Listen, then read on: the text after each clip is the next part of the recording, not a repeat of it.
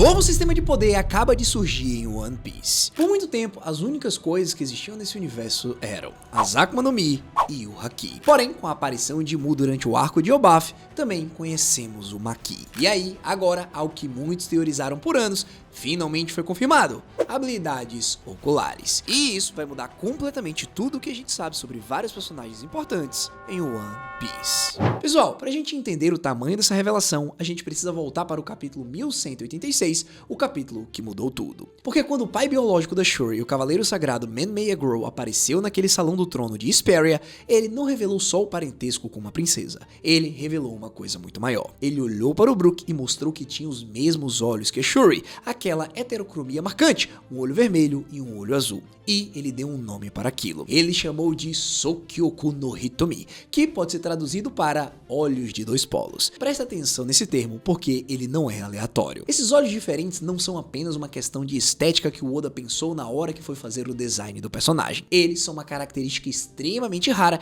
e que carregam um poder escondido, algo que ninguém sabe o que é, um poder que pode ser despertado. O próprio cavaleiro admitiu que ele próprio nunca conseguiu despertar esse poder. Ele carregou esses olhos a vida inteira e nunca acessou o que eles escondem. Porém, a Shuri pode, e é exatamente por isso que Imu a queria. Pessoal, pensa no peso disso. Imu não foi atrás da Shuri porque ela era uma princesa, não foi porque ela era forte, não foi porque sequer ela tinha sangue de nobre mundial. Imu destruiu o reino de Hesperia inteiro, matou centenas de pessoas, forçou uma guerra, tudo para colocar as mãos em uma garota que nasceu com os olhos especiais. E isso casa perfeitamente com o que o governo vem fazendo por 800 anos. Eles vêm colecionando linhagens e habilidades. Porque, se você parar pra pensar, Imu não sai do seu castelo constantemente. Todas as vezes que ele precisa resolver alguma coisa, ele toma o corpo de um dos seus subordinados. Ou seja, a maneira que Imu mantém o controle por todo esse tempo é conseguindo as características mais raras de cada pessoa e usando esses poderes ao tomar o controle de cada um dos seus subordinados através do Pacto do Abismo. Diante disso, a gente entra em uma teoria interessante que vai nos dizer a origem desses olhos e desse poder. Como a gente sabe, em One Piece existem várias raças misturadas. Nós temos os bucaneiros, os Wotans, os Dozundadas,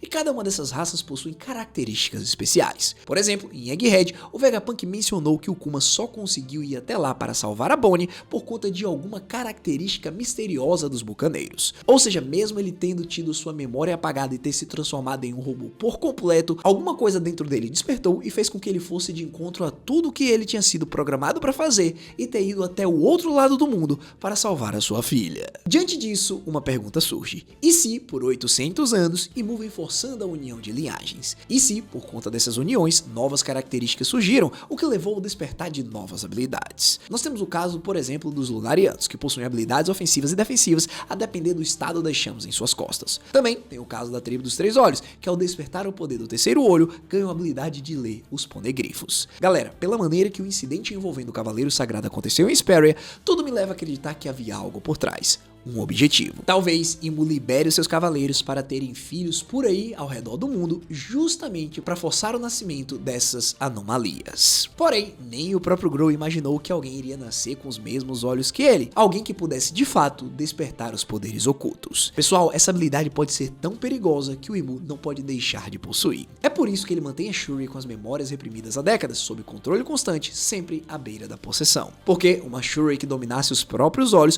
poderia ser uma das poucas pessoas no mundo capazes de escapar do controle de Imu e talvez até de virar esse controle contra ele. Dito isso, agora nós vamos analisar o que esses olhos realmente podem fazer, porque o nome olhos bipolares e a combinação de cores dão pistas fortíssimas. Os olhos da Gunko são vermelho e azul, e o termo bipolar, polos opostos, sugere uma dualidade, dois extremos convivendo no mesmo corpo.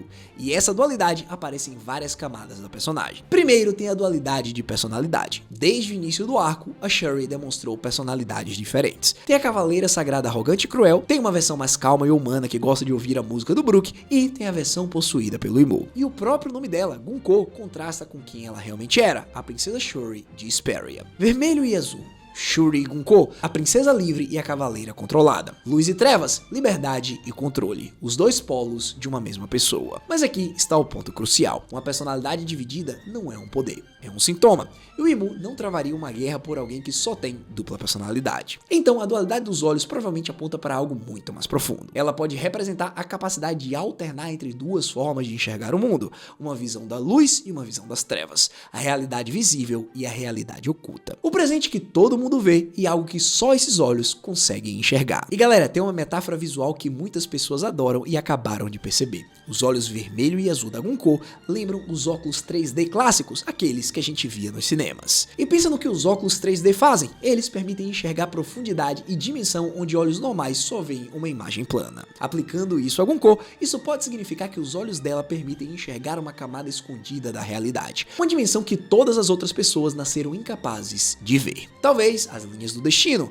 talvez as almas das pessoas, talvez o próprio abismo, ou talvez o passado e o futuro como camadas do mesmo cenário. Baseado nisso, nós podemos assumir que ela vai ter uma capacidade de enxergar algo muito mais profundamente do que qualquer outro personagem. E aí nós chegamos na teoria mais forte de todas, a que faz mais sentido com tudo que a gente já viu. Os olhos da Shuri podem enxergar o futuro. No capítulo 1185, após o funeral da Rainha Kandel, nós observamos uma coisa interessante. Durante os treinos de espada da Shuri em Hesperia, o Brook observou uma coisa importante. A Shuri parecia prever os movimentos dos oponentes com uma facilidade anormal. Era como se ela conseguisse enxergar o futuro. Agora você pode estar pensando, mas isso é só o haki da observação, o Katakuri, o Luffy e vários outros personagens também fazem isso. E é aí que tá a diferença, porque Shuri demonstra essa percepção ainda adolescente, de forma natural, instintiva e sem treino. O haki da observação avançado, aquele que permite a visão do futuro do Katakuri, normalmente exige anos de treino intenso e refinamento. Mas a Shuri parece já ter nascido com essa habilidade e fazia isso sem esforço. Galera, isso sugere que não é haki, é uma habilidade de linhagem, é o poder dos olhos começando a se manifestar sozinho. E aqui tá a diferença crucial entre os dois. O haki da observação prevê ações imediatas, o próximo golpe, o próximo movimento, alguns segundos à frente. Porém, os olhos bipolares podem perceber algo muito maior,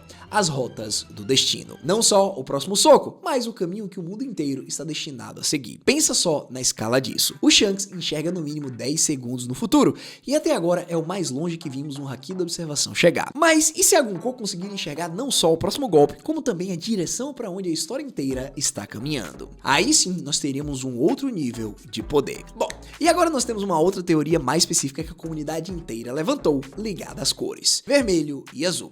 E se cada olho enxergasse um futuro diferente? Lembra que o Oda no SBS já falou de conceitos como o bom futuro e o mau futuro? E se os olhos bipolares da Shuri permitissem ela enxergar dois futuros alternativos ao mesmo tempo, o caminho bom e o caminho ruim, a rota da luz e a rota das trevas? Isso seria uma habilidade absurdamente valiosa. Alguém capaz de ver as duas possibilidades e escolher qual seguir. Uma bússola do destino com as duas telas. E é exatamente aqui que a peça final se encaixa, porque agora a gente entende o porquê que Imu quer tanto esses olhos. Se os olhos bipolares realmente enxergarem o destino, então a Gunko não é a arma mais poderosa do Imu. Ela é algo muito mais importante. Ela é os olhos que o Imu usa para tentar fugir do próprio destino. Pensa na situação do governante supremo. Ele governa o mundo há 800 anos, mas ele vive com medo. Medo de uma coisa específica, o destino, porque o retorno do Nika, o deus do sol, parece ser inevitável. As profecias do século perdido parecem estar anunciando a queda do governo mundial. Os portadores da vontade do Di estão ligados ao destino que trará o amanhecer do mundo. Tem coisas escritas há 800 anos que apontam para o fim do reinado do Imu. E o maior pesadelo de alguém que quer controlar tudo é justamente aquilo que não pode ser controlado, o futuro predestinado. Diante disso, nós podemos afirmar que é nesse ponto que a Shuri se torna essencial para ele, porque se ela consegue enxergar o destino, o Imu pode utilizar os olhos dela para antecipar ameaças, para ver de onde o perigo vem antes dele chegar, para identificar as pessoas ligadas à profecia, para tentar alterar os eventos que parecem inevitáveis. Nesse sentido, a Shuri seria o radar do destino do Imu, a ferramenta que permite a ele jogar contra o próprio futuro que foi escrito para derrubá-lo. Ela seria os olhos que o Imu utiliza para tentar enganar aquilo que parece impossível de enganar. E isso, pessoal, conectaria com a outra habilidade da Shuri, a Aro Aro no Mi, a fruta das flechas. Porque, como já foi explicado, uma flecha, depois de lançada, segue uma trajetória definida, um caminho traçado. Agora, se você pensar bem, isso é uma metáfora perfeita para o destino. A flecha representa um percurso escolhido, um ponto de impacto que parece impossível de evitar. E, se os olhos bipolares da Gunko conseguirem enxergar trajetórias perfeitas e rotas do destino,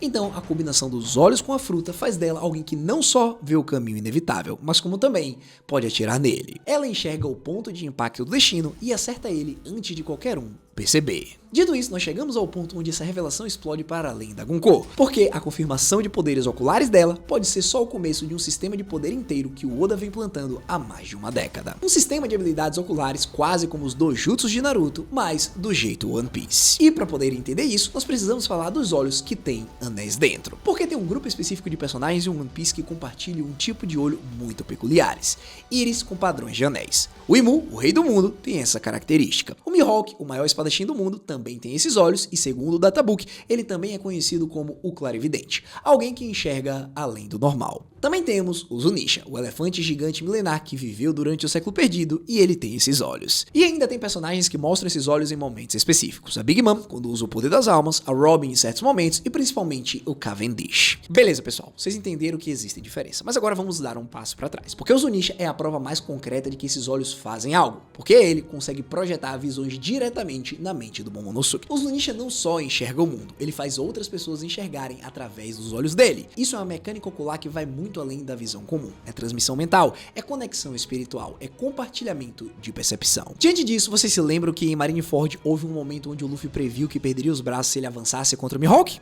Existe uma teoria que diz que isso não foi a intuição do Luffy, mas sim o Mihawk projetando essa visão na mente dele, mostrando o futuro daquele ataque. Diante disso, nós podemos teorizar que os olhos anelados têm a capacidade de mostrar o destino para os outros. E aqui está a conexão com a Shuri. Os olhos dela são diferentes dos olhos anelados, mas os dois podem fazer parte do mesmo grande sistema de poderes oculares que o Oda está finalmente revelando na saga final. De um lado nós temos os olhos de dois polos que enxergam o destino. Do outro nós temos os olhos anelados que projetam visões. E também temos um terceiro ponto, o terceiro olho da tribo dos três olhos que consegue ler os ponegrifos. São três tipos de poder ocular, três formas de enxergar o que olhos comuns não conseguem, e a confirmação da Shuri pode ser a chave que abre a porta para a explicação de todos os outros. Bom, agora vamos seguir porque agora eu quero falar de um paralelo específico que pode ser a chave para entender o futuro da Shuri, o Cavendish. Porque o Cavendish tem uma segunda personalidade, o Hakuba, e quando as duas personalidades dele disputam o controle do corpo ao mesmo tempo, os olhos dele ficam anelados e com duas cores diferentes, exatamente como a Gunko. Duas vontades disputando o mesmo corpo, marcadas visualmente nos seus olhos. E isso é fascinante, porque o Cavendish encontrou uma forma de conviver com o Hakuba, de controlar a segunda personalidade em vez de ser dominado por ela. E esse pode ser exatamente o caminho da Shuri, porque essa característica dela